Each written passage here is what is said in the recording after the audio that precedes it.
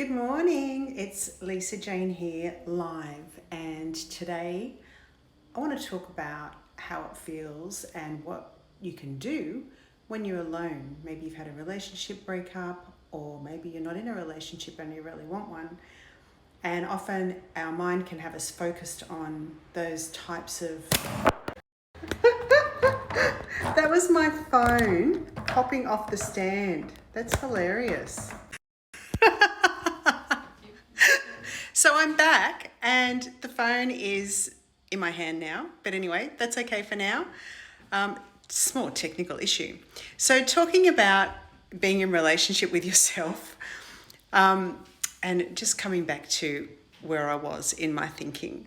So if you find yourself alone and if you're not in a relationship, you've had a relationship breakdown or you want to be in a relationship, if you can switch your thinking to considering that right now is like the perfect time to have a relationship with yourself, because there's nobody else in the way.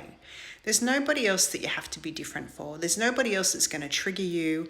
It's like right now you can figure out what it is exactly that you want for you, what it is exactly that you want to experience in your life. Like, have you ever thought about how you want to be loved? Like, I didn't ever think about that.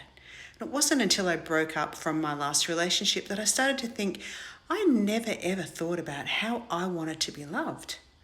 Like, it's not fair if I don't know how I want to be loved and I get into a relationship and someone doesn't love me the way I want to be loved and I get angry with them. Like, that's hardly fair. So I need to learn about myself right now if I'm alone. I need to learn what it is I need to feel loved, or how I want to be in a relationship with someone. What sort of person do I want to be in a relationship with? Those sorts of questions, and consciously choosing who you're going to be in relationship with. I mean, I didn't consciously choose either of my partners. They sort of chose me, or I sort of landed there. And I hear it over and over again that we don't actually consciously decide, is this the person that I want to be with? We probably go, I don't want to be, well, I know I did anyway, especially my first relationship. I want to be loved. I don't want to be alone. I want to be in a relationship. Oh my God, he likes me. Oh my God, that's the person I'm going to go out with. That was like my unconscious thinking. I don't even know that I was conscious of those thoughts, but pretty much, well, that's how it went. So this is your opportunity to build the relationship with yourself. Now, how do you do that when you're feeling emotional, or when you're obsessed with trying to feel better so that you can get on with your life, or you can't stop thinking about your ex, or you want a partner? How do you actually do that? And this is very much a bit of mind discipline, right? So for me, the more I would feel that, and then I'd go, you know what, I'm just going to focus on me right now, or I'm going to think about my purpose and what I'm really passionate about, and I'm going to put my thinking into that. So it's a constant just moving your thinking to where you want it to be. And when it comes to building the relationship with myself, I recognize now that when I was in relationship in the past, often I would have an intuitive response to a life experience. So something would happen, I'm in that moment and I have a response.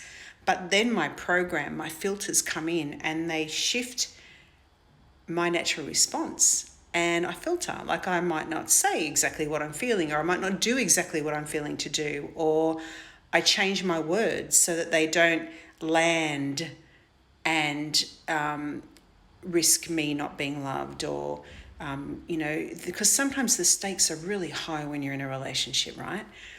When you're out of a relationship, you can act and behave and say a lot more honestly and courageously sometimes than what you can in a relationship.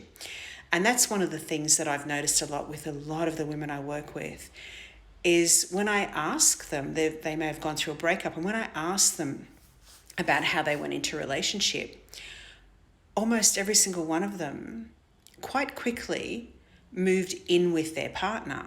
So, or the relationship progressed so fast. Now, what happens is, I know that beautiful feeling of, longing and safety and all those things that we'd love to experience in a partner. And look, it's valid that we'd want that. We're in a human body, right? But what happens is, as soon as we move in with someone, if we haven't really developed emotional safety, and if we haven't been completely honest and upfront and courageous and laid all our cards on the table and stood by our own side, and then we move in with them, the stakes are higher. So all of a sudden, we've got more to lose by being honest, by being courageous. And it's a little bit harder to pick up your stuff and move out of a house, right, when you're living with someone. So doesn't it make sense that if you are out of relationship now, to use this time to figure yourself out and know what you want and know how to express what you want and know how to meet your emotional needs, because only you can meet your emotional needs. So one of the things that I practice is really paying attention to my feelings. What is it I'm feeling? Because sometimes it took me a long time to actually work out what I was feeling. Sometimes I need to talk to my friends. Sometimes I need to write it down. Sometimes I need to reflect on it a bit. Sometimes I just need to feel it. Sometimes I'm not really quite sure why I'm having a feeling, is what I'm trying to say with all that. But the thing is, you get used to that. You get better at that. And then you go, okay, this is what's going on for me. I'm able to trace it back to what the original thing was that really made me feel uncomfortable. And then I'm able to look at it and go, okay, what do I need to change? Or what do I need to do so that I can meet my emotional need? I'm not feeling secure. How can I make myself feel more secure in this moment? I'm not feeling loved. How can I love myself more in this moment? How can I feel more love in my life? And those sorts of questions, those sorts of things, gets you in touch with who you really are. You're building the relationship with yourself. So think about if you have a partner, right? You don't just meet them and know them instantly. You have to build the relationship. You find out about them. You figure out what they want. You build trust. Like, trust is something that you build with a partner. You learn to trust them. It's the same with ourselves. I had to learn to trust me, not to abandon me, because I so often walked away from my honest, intuitive response to keep somebody else happy or to be accepted or to people please. When I stop walking away from me and I stand by me, in my truth, the unique truth of who I am, I start to trust myself. And when I can trust myself, that impacts my whole life. So I build the relationship with myself from trusting me, from looking at what it is when I have an emotional need and meeting it, speaking the things that I want to speak. And if I find that really hard, because sometimes we can't do that straight away, and that's okay too. It's a learning process, isn't it? It's learning how to speak those things. It's finding the right words. It's practicing the right sentences. It's setting up the environment right, the situation right, so that you're empowered to speak the words that you need to speak. So building this relationship with yourself is so critical, and it's about self-love, actually. Loving myself, which is like a love-based leadership of me. I'm starting to discover who I really am, what I really need, how I want to speak, how I want to express the me, the truest me that I am. And the more I learn about me, the more I can make choices that support me. I can choose partners that really resonate with me. I'm not going to go out and fall into our relationship with a partner that doesn't love me the way I want to be loved.